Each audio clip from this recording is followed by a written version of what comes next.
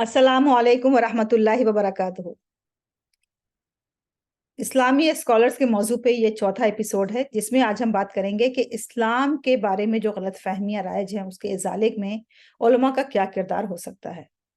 सबसे पहली बात तो यह है कि उलमा समाज में, मुआशरे में या जहाँ रहते हैं, जिस मुल्क में रहते हैं, वहाँ पे जो कुरान की सही तालीमात हैं उसके फ़रोग़ के लिए कोशिश करें।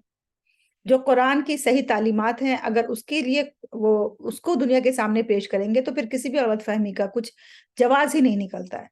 बात दरअसल ये है कि लोग कुरान की सही तालीमात को या इस्लाम की सही तालीमात को ना समझने की बिना पे, चूँकि मुसलमान खुद अपने मज़हब की तालीमात से नावाकिफ़ है।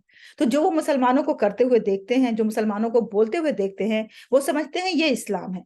हालाँकि ये सही नहीं है। इस्लाम आज हमारे घरों से, हमारे दिलों से, हमारे अमल से नापैद हो चुका है। जो हम करते हैं वो हम अपनी मनमानी करते हैं या फिर हमने समाज के दबाव में आके करते हैं या हम जो दूसरे मज़ाहिब को करते हुए देखते हैं उसकी कॉपी करते हैं। लेकिन इस्लाम जो कुरान में बताया गया है, अगर हम उस प्योर इस्लाम पे अमल करें तो यकीनन किसी भी तरह की किसी भी गलतफ़हमी की गुंजाइश नहीं निकलती है।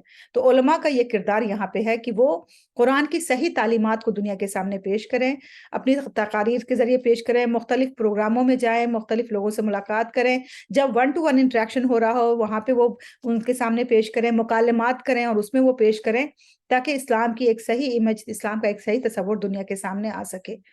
इसके अलावा आप उलमाए कराम तारीख़ी मिसालें पेश करें कि तारीख़ में किस तरह के वाक़यात हुए हैं, किस तरह की मिसालें मौजूद हैं, हमारे सहाबा कराम का क्या किरदार था, हमारे औलियाए कराम का क्या किरदार था, उन्होंने किस तरह के माशरे की तश्कील की, उनके समाज में किस तरह की बराबरी का सलूक होता था, इंसाफ़ का सलूक होता था, अमन-ओ-अमान था, वहाँ पे किसी तरह की कोई परेशानियाँ नहीं थी। उनके ज़माने में इवन कि गुर्बत तक का ख़ात्मा हो गया था। आखिर उन्होंने किस तरह के समाज को किस तरह परवान चढ़ाया या किस तरह उन्होंने उस समाज की तश्कील की, ये यकीनन इस्लामी तालीमात और कुरानी तालीमात की वजह से हुआ। तो आज भी हम उन तालीमात पे अमल पैरा होकर के, उन तारीखों को अपना एक एग्ज़ाम्पल बना करके, उन्हें ऐसे रोल मॉडल या केस स्टडी के तौर पे लेकर के, हम भी अपने समाज को वैसा बना सकते हैं। तीसरी बात जो सबसे अहम बात है वो ये है कि जो कुरान की आयत हैं, उसे अगर हम आउट ऑफ कॉन्टेक्स्ट समझने की कोशिश करेंगे तो फिर तमाम मतलब और मफ़हूम उल्टे हो जाएँगे। तो ज़रूरत है उलमाए कराम की कि वो उन तमाम आयत को, उन तमाम बातों को जहाँ पे कि कंट्रोवर्सी की या जहाँ पे किसी गलतफ़हमी की गुंजाइश है, उसे उसके सियाक और सबाक के साथ पेश करें। क्योंकि अगर हम किसी भी सेंटेंस को कहीं से भी ले लेते हैं, जैसे कि आम तौर पे जो आयत आई है कि उनको मारो जहाँ कहीं तुम पाओ। तो ये किस कॉन्टेक्स्ट में है? ये जंग के कॉन्टेक्स्ट में है। तो अगर हम जंग का कॉन्टेक्स्ट निकाल दें उसके और हम अलग से सिर्फ़ उस एक आयत को लेकर के या आयत के एक टुकड़े को लेकर के अगर हम हाइलाइट करें, तो यकीनन लोग ये समझेंगे कि इस्लाम ये तालीम देता है कि उनको मारो जहाँ कहीं भी पाओ। हालाँकि ये सही नहीं है। क्यों इस्लाम ऐसी तालीम देगा? इस्लाम तो मज़हब अमन का मज़हब है। तो हमें सियाक़ो-सबाक़ की भी तशरीह करने की ज़रूरत है, कि सियाक़ो-सबाक़ के साथ समझाने की ज़रूरत है।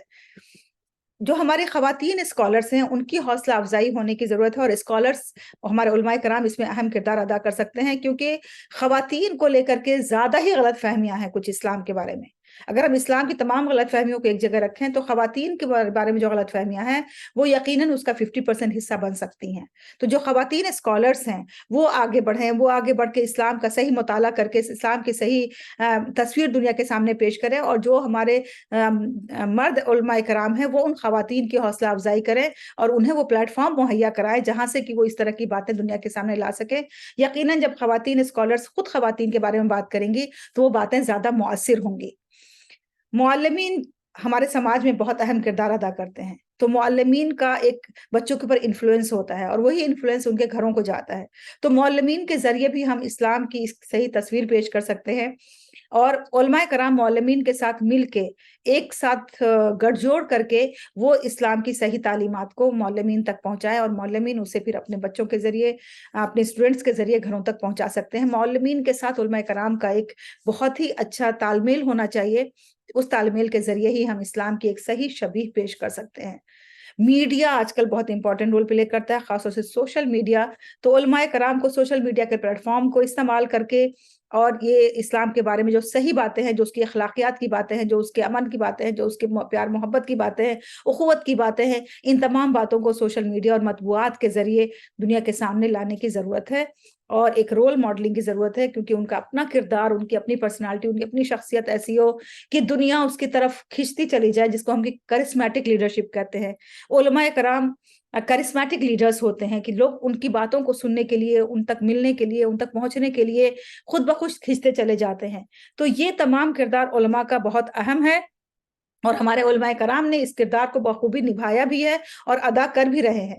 لیکن مزید اس میں تقویت کی ضرورت ہے، عام پبلک کو اس کو سمجھنے کی ضرورت ہے کہ وہ علماء کرام کا ساتھ دیں، ان کی باتوں کو سنیں، ان کی باتوں کو دوسروں تک پہنچائیں، اور ان کو وہ مواقع فراہم کریں جہاں وہ اپنی باتوں کو دنیا کے سامنے رکھ کر کے اسلام کے بارے میں جو غلط فہمیاں ہیں اس کا ازالہ کیا جا سکے۔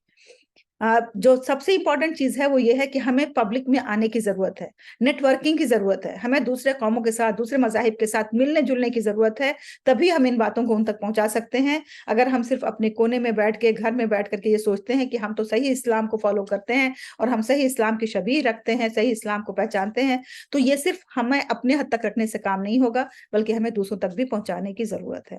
آپ سب کا بہت بہت شکریہ۔ انشاءاللہ آپ سے پھر ملاقات ہوگی، تب تک کے لیے اپنا خیال رکھیں۔ اللہ حافظ۔